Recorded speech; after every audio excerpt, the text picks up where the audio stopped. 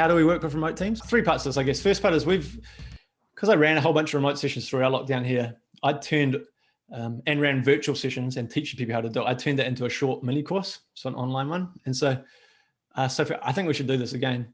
For everybody who's here, we'll give you access to that course so you can go through that. It's like 60 minutes. It's about 20 short little 2-minute videos of examples of how to run the game with remote teams. So we'll give you access to that so you can check that out, because in 3 or 4 minutes, I'll never be able to give you everything that's in there. So at least you can revert back to that. Oh, thank you. But there's sort of 3 ways. The first way is, if you're able to do it, you can still use the cards like we sort of did there remotely. But my favorite way to do that, and this is what this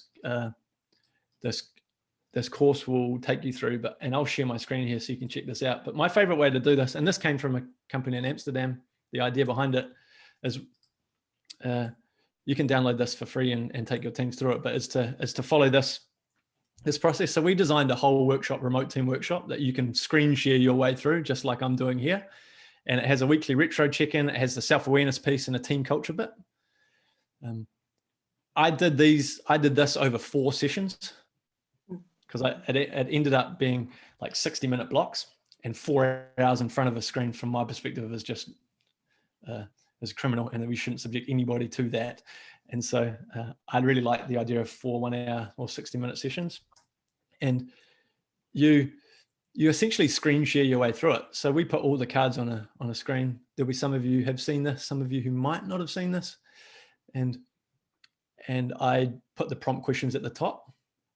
And so, for instance, that weekly retro, you think about your past week and pick one black card that describes how you felt.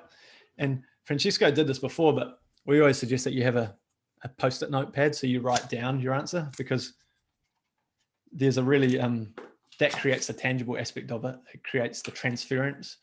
It gives us something tangible to hold on to, rather than just looking at the screen and talking about it. So that's certainly a big part of it. But you can literally screen share your way through a remote team workshop using this template.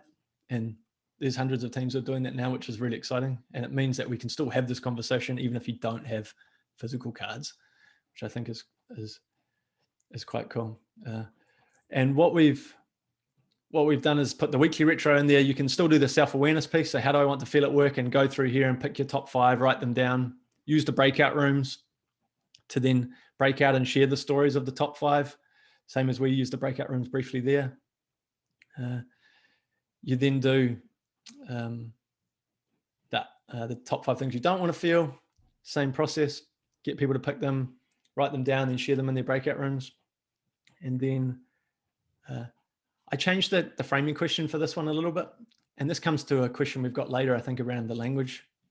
But for this session here, I said, what feelings do we need at the heart of our team culture to be successful? So you'll notice that I'm pretty, I don't know if laissez-faire is the right word for it, but I'm pretty free when it comes to changing my own structure based on the teams or the people or the environment. And running the remote team workshop, it seemed like this was a really simple question to have at the heart of this part of the workshop. So what feelings do we need at the heart of our team culture to be successful? And then we did the same thing, except I've simplified it for the remote team one. I get people to pick 3 black cards rather than 5. It narrowed it down a little bit. It created a little bit more concision. We're a bit more concise going through it. So check out this. We'll share the course so you can go through it anyway and just learn really quickly from me how to go through all this. In the video course we'll send you access to, I also talk about how you can do it with change leadership as well. Because at the start of COVID, we're obviously experiencing significant periods of a significant amount of change. And so we just reframed the question to, how do you want to feel through this change?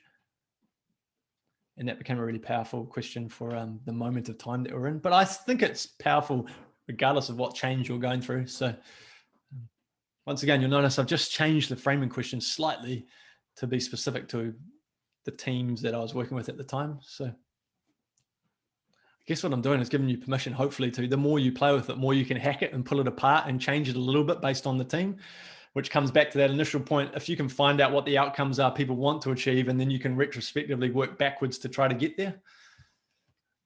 And the team I worked with at the start of lockdown said, well, 1, we're going through COVID, and 2, we're forming a new team. And so they were going through a crazy significant amount of change. So that's why we framed it up that way. Yeah. So that's a few tips and tricks in the amount of time we've got for remote team stuff. Sophie and I, we work remotely. We work face to face one day a week, but remotely on other ones. And we just use the cards as our weekly retro check-in or the intention setting.